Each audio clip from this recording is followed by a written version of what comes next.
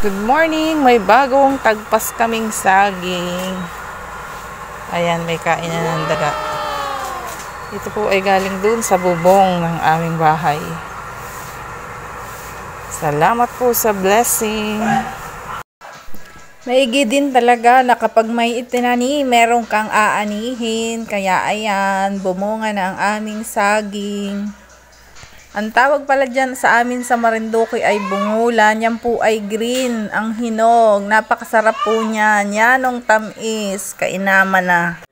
Tapos meron din kami dining anong tawag dini? Murado na saging. Bago yan ay tinagpas lang ay nung isang araw. Pagtingin kanina sa kahon ay nako, makahinog na rin.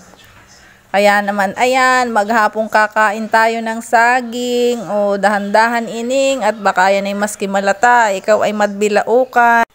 Alam ba ninyo na ang saging ay mayaman sa mga bitamina at protina?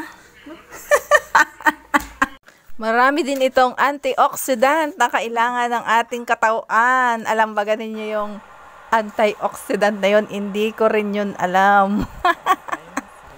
Kaya ugaliin ninyong kumain ng saging, araw-araw. Kung wala kayong pambili ngayon, magtanim na kayo para kayo may aanihin, ganon. Ang saging daw ay mayaman sa fiber, sa potassium, vitamin B6, vitamin C, at marami pang mga vitamins, ganons. Ay kainaman naman aring isang ay talagang inapasihan ang pagkain ng saging.